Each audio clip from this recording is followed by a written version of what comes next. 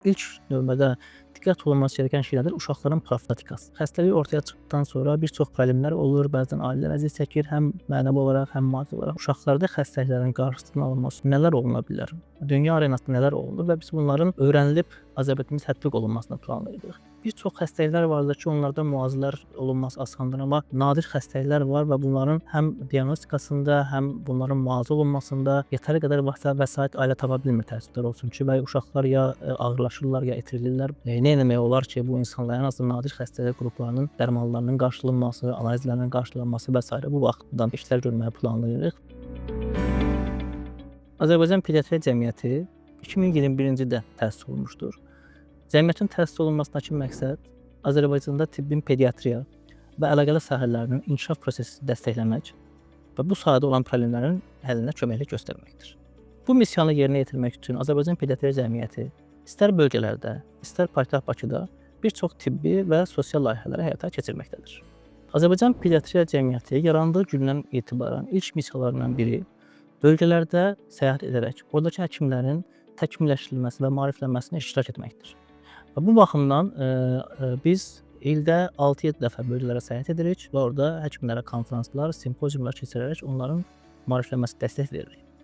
Ayrıca dünyada, dünya arenasında yeni tətbiq olunan metodikaların, vasitələrin ölkəmizə gətirilməsində, öyrənilməsində, bunların təşkil olunmasında bilavasitə iştirak edirik və bunların hamısını əsaslanmış bir şəkildə təşkil edərək lazım olan orqanlara təqdim edirik. Gənc pediatrlar və rezidentlər Azərbaycan Pediatriya Cəmiyyətinin öncəlikli həkim qruplarından biridir. Bilirsiniz, bu ilin başında Azərbaycan Pediatriya Cəmiyyətinin elm və tədris mərkəzi təsis olundu. Burada məqsəd nədir? Xüsusilə mütəxəssis moderator nəzarətində gənc pediatrların və rezidentlərin burada iştirak etməsi, bir çətri altına toplanması, yeni nailiyyətlərin, yeni məqalələrin burada öz aralarında və bizimlə bərabər müzakirə edilərək öz elmi nailiyyətlərindən və yaxud da öz elmi biliklərinin artırılmasıdır. Pediatriya Cəmiyyəti yarandığı gündən sonra ən qısa müddətdə Beynəlxalq Pediatrlar Assosiasiyası və Avropa Pediatrlar Assosiasiyasına üzv oldu və sonrasında da türk dilli ölkələrin pediatr birliyinə üzv oldu. Və bunu da mən vurğulamaq istəyirəm ki, məndən öncəki sədrimiz, hörmətli doktor Erkin Rəhimov, Beynəlxalq Pediatrlar Assosiasiyasının Standing Komitə dediyimiz, yəni belə deyim, idarə strukturunda rol alır, yer alır və bunun bizim üçün faydası nədən ibarətdir? Bu tip cəmiyyətlərin idarə heyətində yer alınması gələcəkdə beynəlxalq konfransların, beynəlxalq tədbirlərin bizim ölkəmizdə keçirilməsi üçün şərait yaradır və bu da nəticədə nəyə gətirib çıxarır? Bizim ölkəmizin ciddi bir şəkildə beynəlxalq arenada reklam olunmasına və bizim həkimlərimizin beynəlxalq protokollardan faydalanmasına gətirib çıxardır. Azərbaycan Pediatriya Cəmiyyətinin bu il tibbi layihələrindən bəhs eləmək istəyirəm.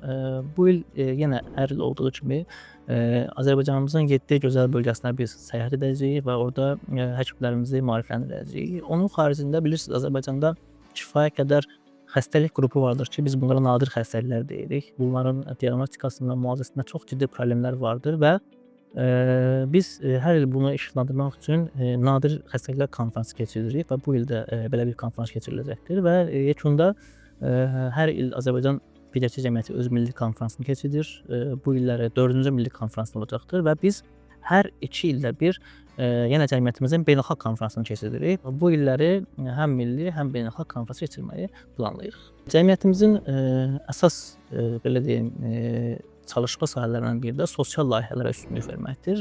Sosial layihələrdən biraz bəhs eləmək istəyirəm. Bu illəri biz cəmiyyət olaraq dövlət strukturlarla əlaqə quraraq, belə deyim, bilirsiniz, dünyanın bir çox ölkəsində sosial çarxlar vardır. Deyək ki, günün bəlli saatlarında yayınlanır və insanlar bu baxımdan maariflənir. Biz dövlət qurumlarla əlaqə yaradaraq bu şəkildə sosial çarxların yaranması yönündə bir layihə planlayırıq. İkincisi, biz Azərbaycan Pediatriya Cəmiyyəti olaraq müxtəlif uşaq evlərinə gedərək orada uşaqların müayinə olunması, uşaqlara hədiyyələr aparılması və bu tendensiyanın zamanı təkrarlanmasını planlayırıq. Onun xaricində bilirsiniz, biz uşaqlarda bir xəstəxana qorxusu vardır, bir iynə qorxusu vardır, bir diş həkiminə getmək qorxusu vardır. Biz cəmiyyət olaraq fikirləşdik ki, belə bir layihə qura bilərik ki, çizgi filmləri çəkilməsi bir 4-6 dəqiqəlik və bu çizgi filmlərində Necə bir, canlandırma eləmək olar ki, uşaqlar, belə deyim, bu həkimlərə getdiyi zaman, iynəyə getdiyi zaman qorxmasınlar deyə. Belə bir layihəmiz vardı və muhtemelen yaxın zamanda bu gerçəkləşəcəkdir və, əsas da, layihələrimizdən biri bilirsiniz, gənc analar bəzən uşaq doğulandan sonra, necə bir kosmetik məhsul alam uşağıma ki, uşağım zərər görməsin, necə bir bez alam uşağıma, uşağım zərər görməsin. Biz bununla ilgili, əlaqəli qısa, belə deyim, video saxlar hazırlamayı planlayırıq ki, bunlar bizim sosial şəbəkələrimizdə yayınlansın və insanlar buradan, maariflənsinlər. Cəmiyyətimiz olaraq, bizim əsas üstündə durduğumuz məqam nədir? Pediatriyada, ilk növbədə diqqət olunması gerəkən şey nədir? Uşaqların profilaktikası. Yəni uşaqlar xəstələnmədən bir şəkildə bunun qarşısı da alınması. Çünki xəstəlik ortaya çıxdıqdan sonra bir çox problemlər olur, bəzən ailələr əziyyət çəkir, həm mənəvi olaraq, həm maddi olaraq. Bu baxımdan profilaktik olaraq uşaqlarda xəstəliklərin qarşısının alınması nələr oluna bilər? Dünya arenasında nələr olunur və biz bunların, öyrənilib Azərbaycanda tətbiq olunmasını planlayırıq. İkincisi, Azərbaycanda təəssüf ki, həkim hüquqları ilə qədər, kifayət qədər boşluqlar vardır. Çünki həkim bir problem yaşadığı zaman bunun müdafiə olunmasına necə olacaqdır? Biz bu yöndə, belə deyək, işlər, qururuq. Bununla əlaqədar araşdırmalarımızı aparırıq. Yaxın zamanda böyük ehtimal ki, buna əlaqədar paylaşımlarımız da olacaqdır. Onun xaricində, bayaq vurğuladım, bir çox xəstəliklər vardır ki, onlarda müalicələr olunması asandır, amma nadir xəstəliklər var və bunların, həm diaqnostikasında, həm bunların müalicə olunmasında yetəri qədər vəsait ailə tapa bilmir, təəssüflər olsun ki, və uşaqlar ya ağırlaşırlar, ya itirirlər. Bu baxımdan, nə etmək olar ki, bu insanların, ən azı nadir xəstəlik qruplarının, bir miqdar dərmanlarının qarşılanması, analizlərinin qarşılanması və s. bu baxımdan, işlər görməyi planlayırıq və yenə, bizim əsas, hədəf, belə deyim, hədəflərimizdən biri olan rezidentlərimizin, xüsusilə ölkə daxilində və ya ölkə xaricində kurslara yönləndirilməsi, təlimlərə yönləndirilməsi, və bunların gələcəkdə, daha yaxşı, xüsusilə bölgələrdə işlə təmin olunması. Çünki bilirsiniz, bölgələrdə kifayət qədər həkim çatışmazlığı vardır və bunun üçün nə etmək olar ki, bu gedib xaricdə kurs görmüş, təkmilləşmiş həkimlərin, bölgələrə göndərilərək orada, çalışmaların təmin olunması.